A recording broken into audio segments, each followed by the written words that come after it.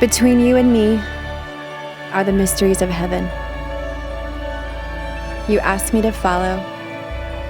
I ask you to lead. Between you and me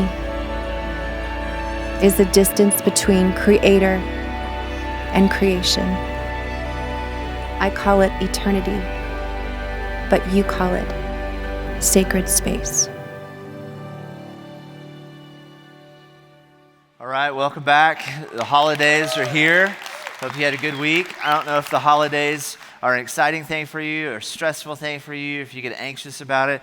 Man, I used to watch my neighbor every year at Christmas time.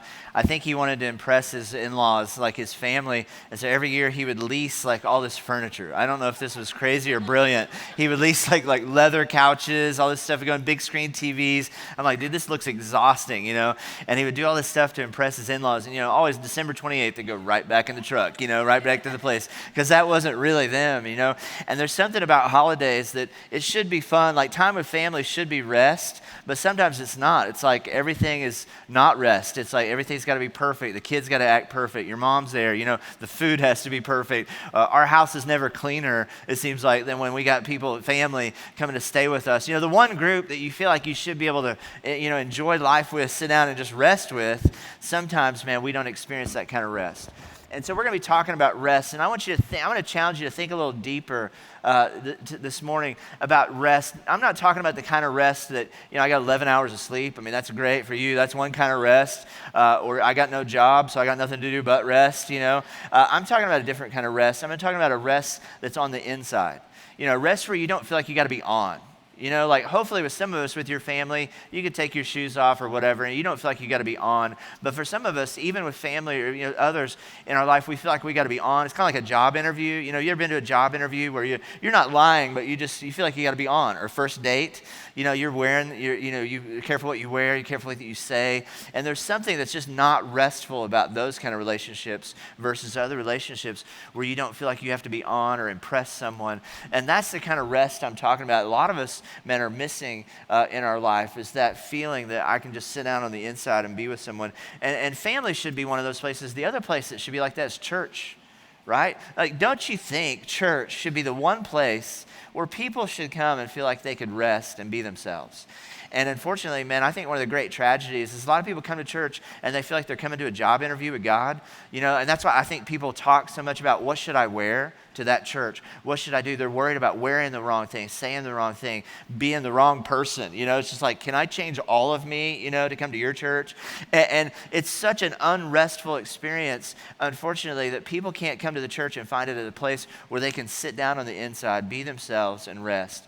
And one of the reasons this is kind of personal for me is for the last 15 years, I've been traveling and speaking at other churches. And so usually when I'm not here, I'm at another church. Last 7 of the 8 last weekends, I've been gone speaking at other churches. And so I've realized really quickly that the rested version of me doesn't always fit at every other church. I have sort of the church Claude. Church Claude has like his own wardrobe, when I go speak in Texas, because people in Texas are, weird, and I got to dress like my BMX friends call me Mr. Rogers. I was like, yeah, it's kind of like Mr. Rogers, So I got Mr. Rogers, the church Claude.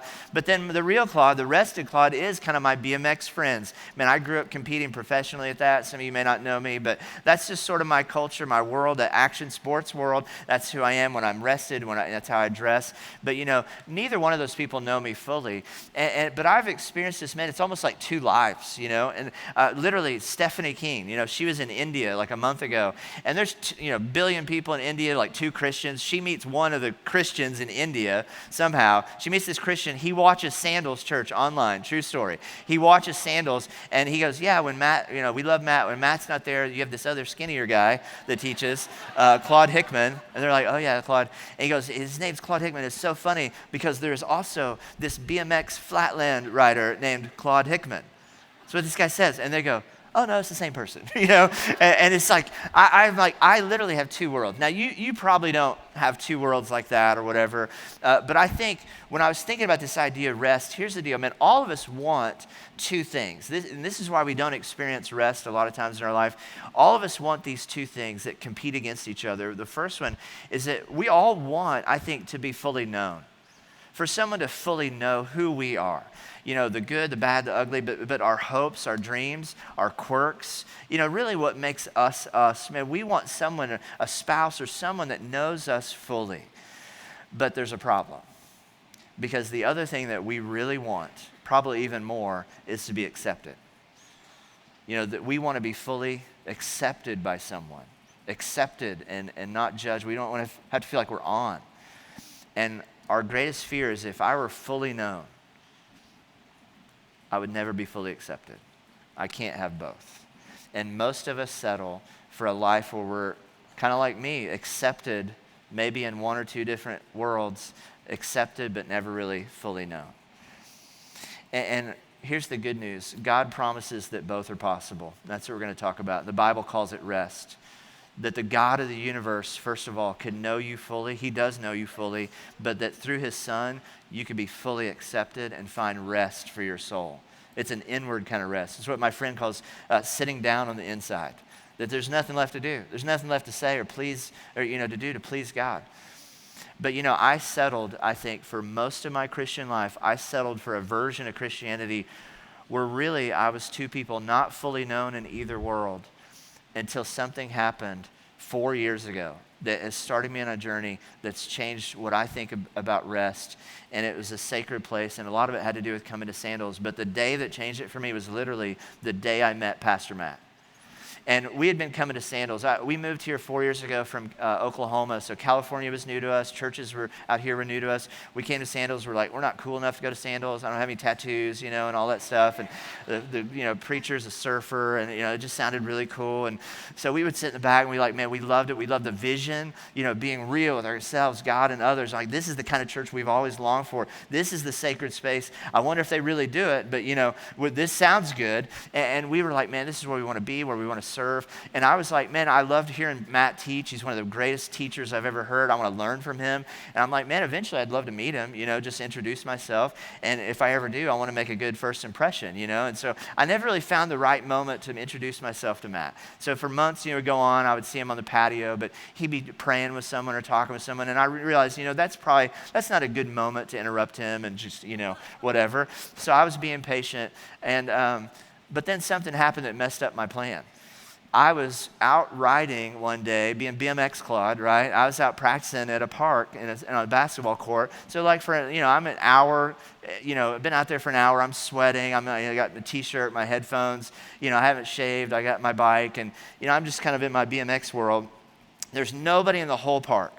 And this SUV pulls up. They stop and kind of watch me for a second, and they park. And I just see them out of the corner of my eye, and there's 5 bikes on the back, and out gets Pastor Matt and his whole family. And I'm like, no.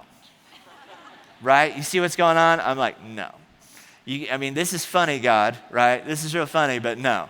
Because, man, I don't want Matt to meet BMX Claude, right? I want to do the wardrobe change and become Church Claude. I know Church Claude. Church Claude, make a good first impression. Church Claude knows all the right things to say, and, that's safe. I'm safe over here, but I don't want him to meet BMX Claude. BMX Claude's kind of weird and action sports and whatever, and I don't know if he really practices this whole real thing. And so I'm sitting there like Gollum, dude, having this argument with myself in the parking lots. He's 100 feet away. And I realized, man, this is obviously my best moment just to introduce myself really quick. But everything in me screaming against this, right? Everything in my pride and all this stuff is screaming, going, no. And then I had this thought. And I want to unpack this for just a second. I had this thought. What if God was like, Claude, aren't you tired? What if you could start here being fully known and fully accepted? What if you could be one person with at least at least someone? This guy talks about it. This guy preaches about it. This is the vision of the church, being real. We're about to find out if this is the real deal. So I had to start with me and God. And this is where it starts. I had to step back and go, well, okay, if we're going to do this, I know I'm rested with God. And for some of us, that's the first step. But I know I'm rested with God. Me and God are good.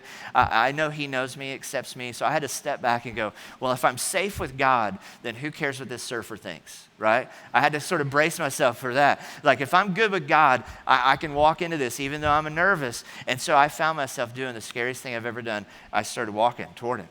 in the parking lot. It's 100 feet, and it felt like forever, man. I was walking toward him, and as I'm walking, I'm trying to look cool. I'm all sweaty. Everything in me, the church Claude's screaming. Church Claude's like, no, don't do this. This is the death of us. And BMX Claude's like, no, we're coming alive. This is going to be awesome. And so I'm screaming across the parking lot. I'm walking toward him.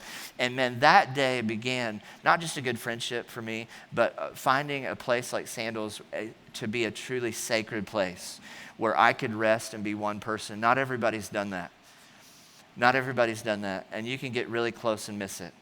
And we're going to talk this morning about a story where the people of God were meant to enter into one of the most famous sacred spaces in their history. It was called the Promised Land. God had promised them a land, and not just land, but he says it's a place where you can rest. Where you can rest.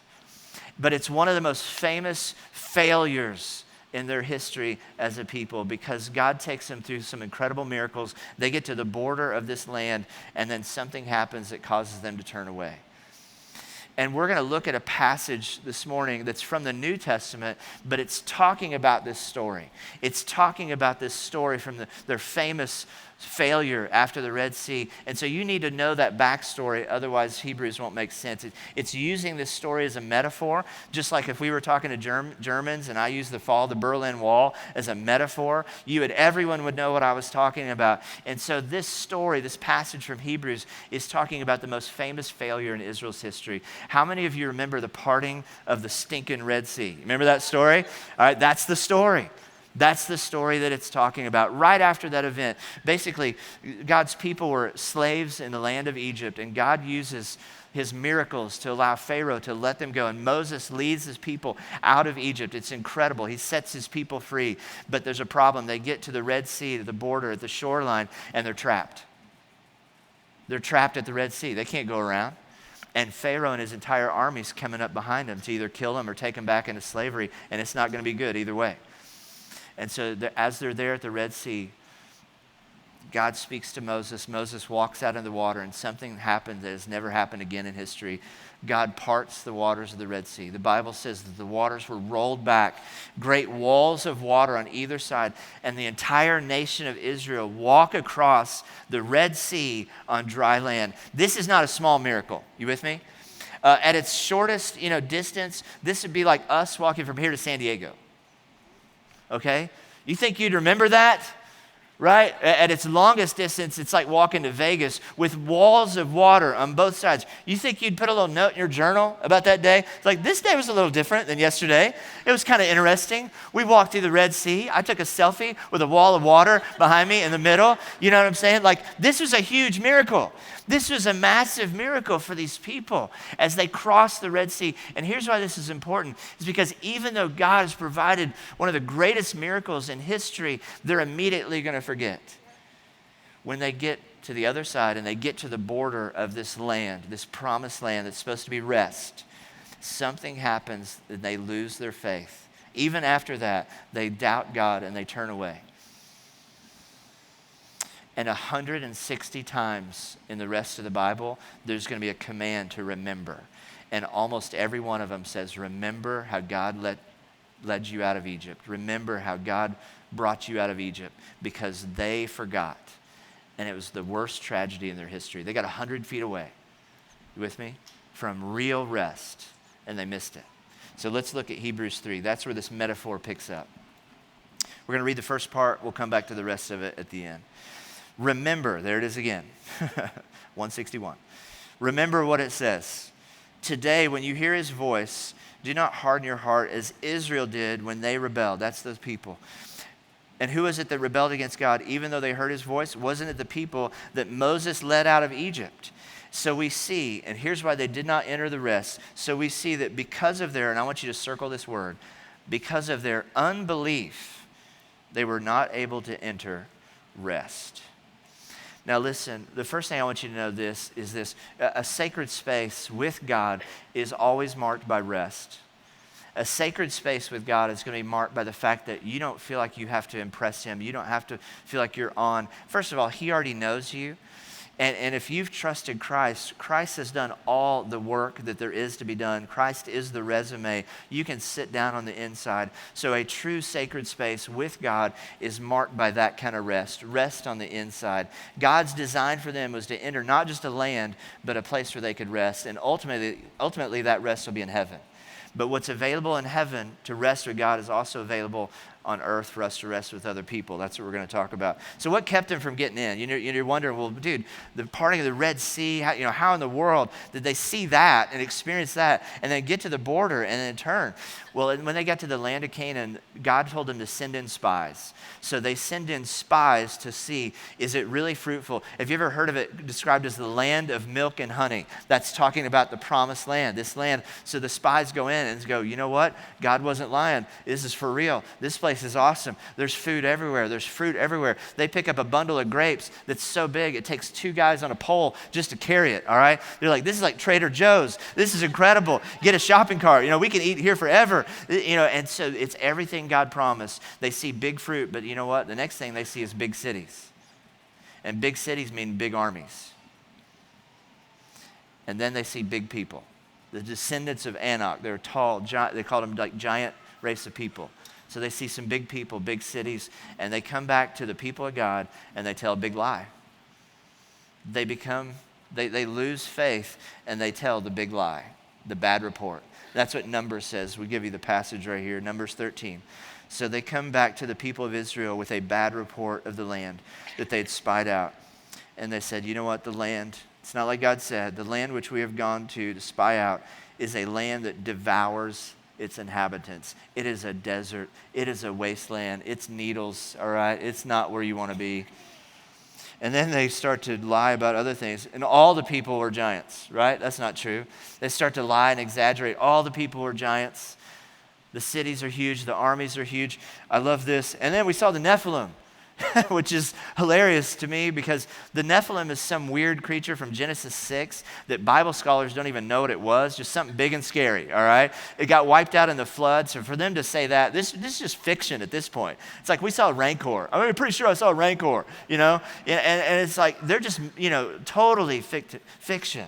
In this, we saw the scary stuff in the past, and we saw those things, and here's the real truth. We became ourselves like grasshoppers. We felt like grasshoppers. We started to doubt who God said we are, doubt what God said about his land. And listen, these are the lies. These are the same lies that will keep you from crossing the last 100 feet and being real with others. So I want you to write this down, man. To have real rest, the first thing we have to do, we got to silence some of those lies that come up because all of us start to believe that stupid stuff.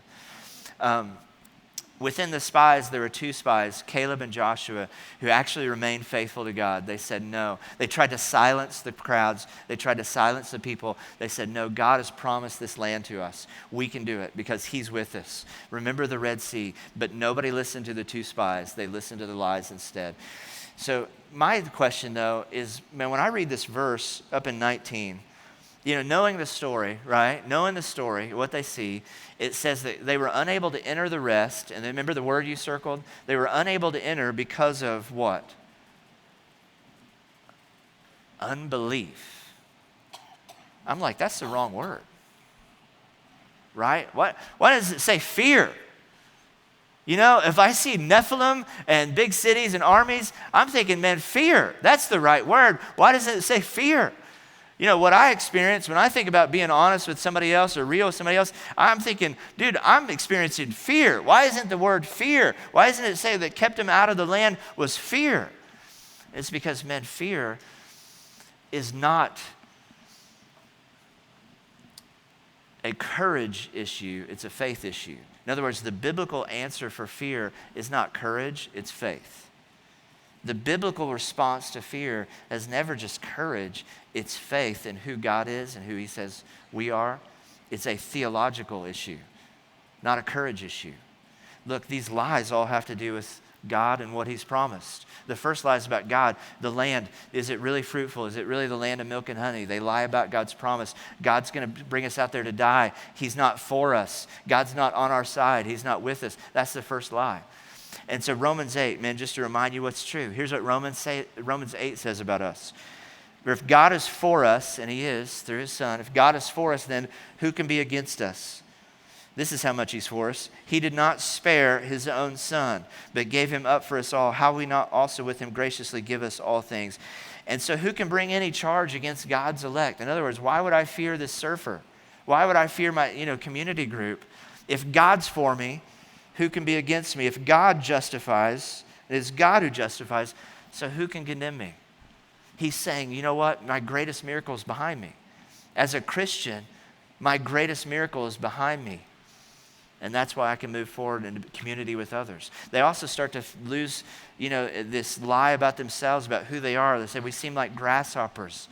They seem like, oh man, we can't do that. I'm not worthy to do that. They start to forget who God has said they are in Jesus. Then they just start to exaggerate, the Nephilim, and everybody's a giant, everybody's a Nephilim. They just go off the chart, exaggerate. And we all listen to our stupid friends that exaggerate about stuff, A couple weeks ago, I flew to Japan.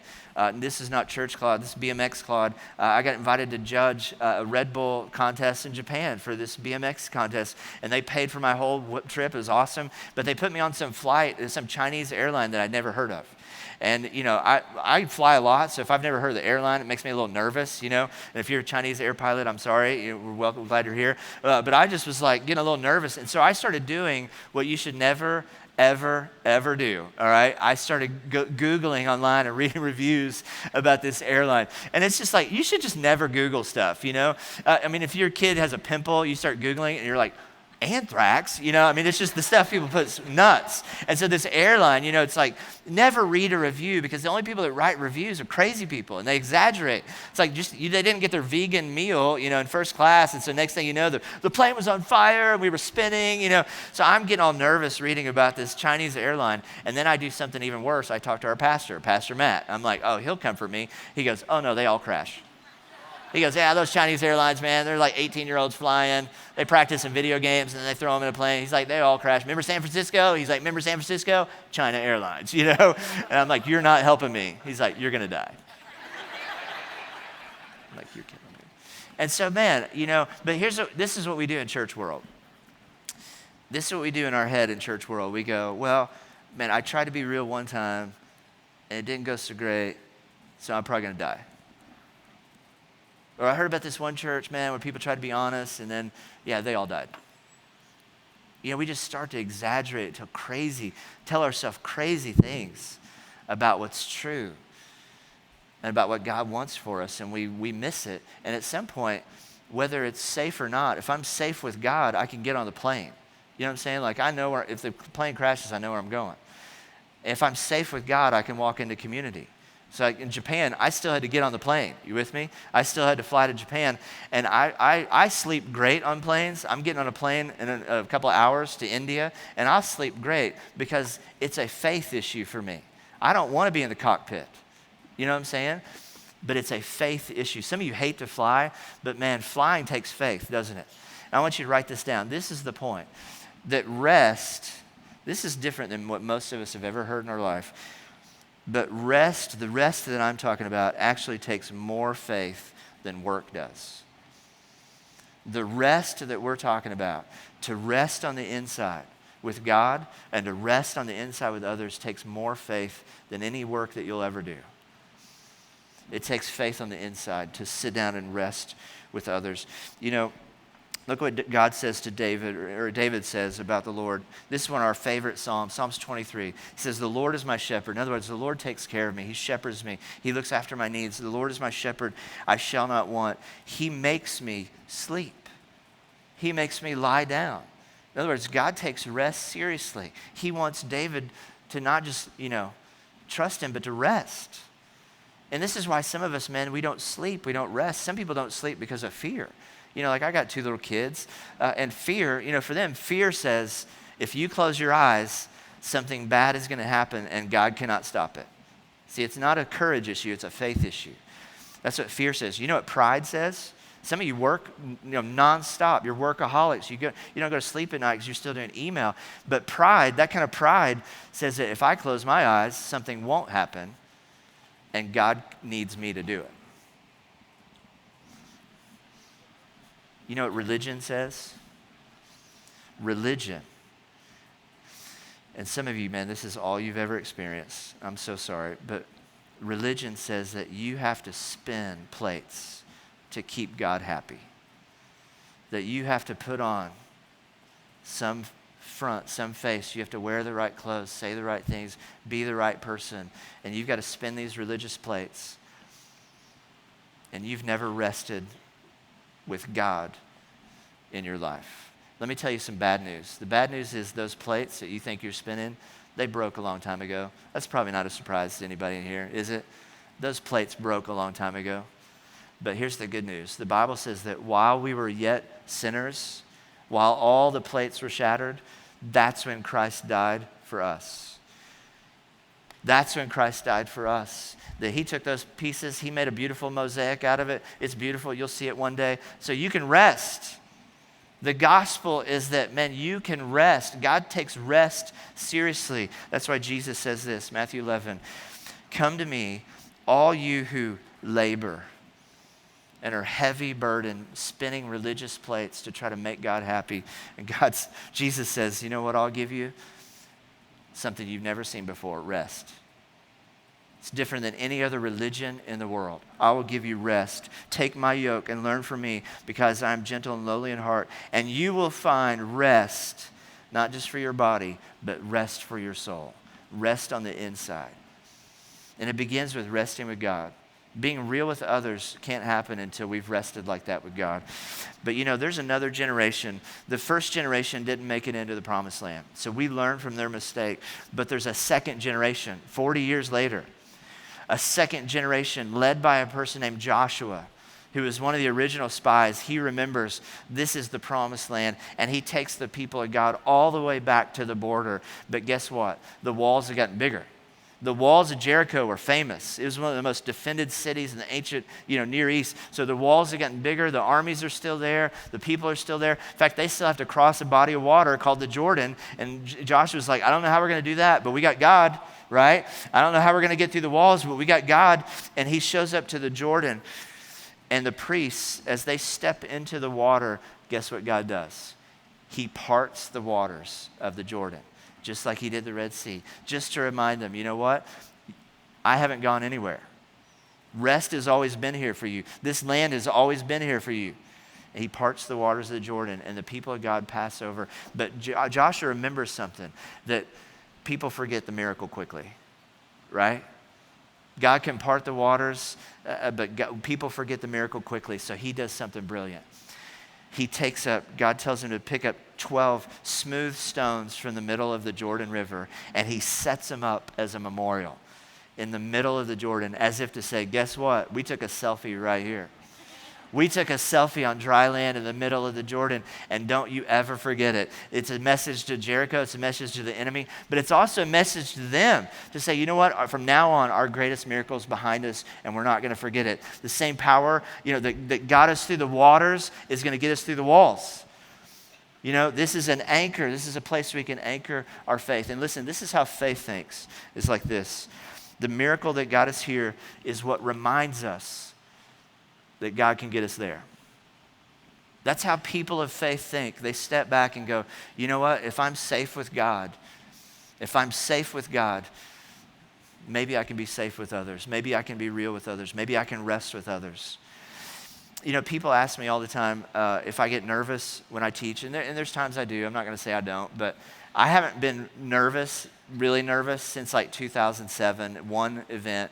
And for me, it was just such a pinnacle event. I haven't been nervous after that. In 2007, I got invited to be the keynote speaker for the missions conference at Dallas Theological Seminary in Texas. This is where I went to school. This is one of the most prestigious theological seminaries in the country. I was terrified, okay? I was terrified. I mean, this is like all my peers, my professors. This is the most theologically, articulate group I will ever speak to. I prepared like crazy. nervous doesn't even describe it. The guy that spoke in chapel the day before me was a guy named Chuck Swindoll, one of America's favorite Bible teachers. You ever heard of him? So you like to follow him, right? And to make matters worse, man, I'm nervous. I got canker sores. I'm just thinking about even Dallas, dude. I have a 62-hour master's degree from Dallas Seminary, but according to them, their standards are so high that when I graduated, next to my name, how would you like this? Next to my name, there's an asterisk that says not suitable for pulpit ministry. I'm not even qualified to preach according to Dallas, and so I'm getting ready to teach at Dallas, and everything in me just felt like a grasshopper, like I felt insecure. But I went out there, I just said, you know what? At the end of the day, God likes me. Who cares what these people in Dallas think? And I got through it. But something happened, man. 2 months later, my professor saw me, and he said, hey, great job. He goes, man, I saw that your videos, your talks went online at Dallas Seminary this week. I was like, no way, man. I didn't know they put all the chapel messages online. And he looks back at me, smiles. He goes, you think they put them all online? In other words, man, he's like, you passed. It was good. You can rest. If I had a resume, that's the only thing I need on it. And in a lot of ways, man, I haven't been nervous since then because in a worldly way, my identity was sort of anchored somewhere, It's like if I can make it there, I can make it anywhere. But you know what? I learned something about myself and God that's way more true than that my identity is anchored somewhere much better than Dallas Seminary. And that you too. That if you're in Christ, your identity, your acceptance is anchored in heaven by Jesus himself. It's the only thing you need on your resume. And if you've rested with him, who cares what your community group thinks? You can rest. You can be real. You are safe to walk into those kind of relationships with others. You with me? That's what rest looks like. That's what it means. And the writer of Hebrews does not want us to miss this. So flip back over. This is what the writer of Hebrews is saying. It's warning us that you could be 100 feet away from that, though. You could be 100 feet away and miss it. So here's what he says. God's promise of entering rest still stands. So we ought to tremble with fear that some of you might fail to experience it. For this good news that God prepared this rest has been announced to us just as it was to them. But it did them no good because they didn't share the faith of those who listen to God. For only we who believe can enter this rest. So God's rest is there. It's right there for the people to enter. But those who first heard this good news failed to enter because they disobeyed God. So God set another time for entering his rest, but that day is today. It's today. And if Joshua had succeeded in giving them rest, God would not have spoken about another day of rest still to come. So there is a special rest still waiting for the people of God. And all who've entered into God's rest have rested from their labors. So let us do our best to enter that rest. You know what I love about the story of Joshua? Nothing changed on the other side of the Jordan.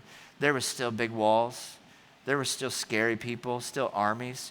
What had changed was that the faith of the people was anchored somewhere. The faith of the people was anchored somewhere behind them.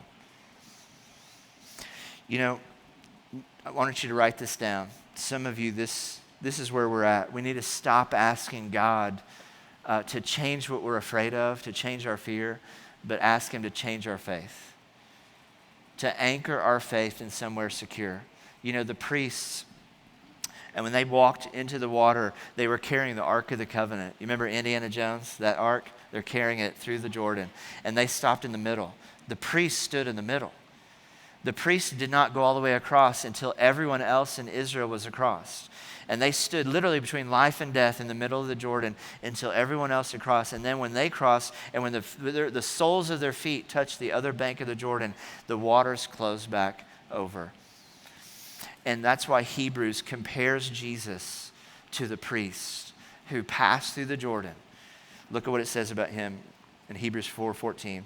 Since then we have behind us, this is the monument we have behind us. Since then we have a great high priest who passed through the heavens, Jesus, the Son of God. Let us hold fast to our confession. In other words, man, Jesus is the priest who didn't just part heaven, man, he parted the grave. Right? He parted death and he made a way for people to be in relationship with God, to be rested with God. And so when we doubt, man, we look back to the stones. You know, the cross are the stones that God has set in the middle of history to remind you, man, your greatest miracle has been behind you. Your greatest miracle has already happened, that God has loved you. He's known you fully, and he's accepted you fully. And that's what anchors us to be able to step into community with others and be real with others. But most of us don't have the first one. Some of you have come to church before, or you've dabbled in church, you've dabbled in religion, but you've never went the last 100 feet. Some of you come today with family, but man, you're exhausted by religion and church people, and I was too. But you've never went the last 100 feet. God is inviting you into a sacred space that he calls rest, where we place our anchor, our trust in Jesus who did all the work. And God invites us to be fully known and fully accepted. That's for some of us, resting with God. But there's other of us, here that are more like me, that maybe you've been a Christian for a while. And even though you're a Christian and you've rested with God, there's this sense in which you've never went the last 100 feet with other people, though. You know, you've never went the last 100 feet, and you've never experienced the possibility that you could be fully known and fully accepted by someone else in community. And let me tell you something, it is a sacred space, not just in heaven, but it is a sacred space on earth to walk into. You know, when I go to preach at other places, they always ask me, like, what's the name of the church you're at? And what's the name of that? It's got that funny name. What's the name of that church that you preach at in California? And I'm always I've always been kind of weird about it. And, like, Sandals. Let's go Sandals. They're like, what? And it happens the same way every time. I go, it's called Sandals. And they go, oh, like the resort? And I'm like, yeah, like the resort. Palm trees and all that stuff. And I used to be really embarrassed about that. But man, I've just embraced that part of our culture. Because I'm like, you know what? I've experienced the other. I used to go to First Church of codependency and shame, and it was just depressing, right? I like Sandals. I like it better. We're like the resort. We take rest seriously because God takes rest seriously. And I want you today to think about, man, have I rested with him? And if you have I really entered rest with others? Let's make that our prayer, can we? Let's pray. God, I pray that there will be some here who, first of all, if they have not rested with you, that is the true rest that Hebrews is talking about, that God is calling us into, to lay down our spiritual plates, to trust Jesus who's done that work for us on our behalf. And he stands before God as the priest, the mediator in between life and death so that we might pass through. And when we do that, we can rest with you. But God, I think there's some others here that are more like me, who feel exhausted. Not physically, but exhausted on the inside. Because, God, we have circled in a desert, isolated from people, isolated from community. And, God, it's time that we enter rest. Maybe you're asking the question that you asked me, that what if it was possible to experience a community of other Christians where I could be fully known and fully accepted? Would it be worth the risk? Would it be worth the last 100 feet? And God, I pray that over this next year, God, there would be some in this room that would begin that journey into those kind of relationships because they look back and realize, man, my greatest miracle is behind me. But then they don't turn away from what could be ahead and finding a sacred space to rest with others. I thank you for our church, and I thank you that is the very vision of Sandals Church, to be real with ourselves, real with God, and then to be able to be real with others. Thank you, Lord. And I pray all these things in your Son's name. Amen.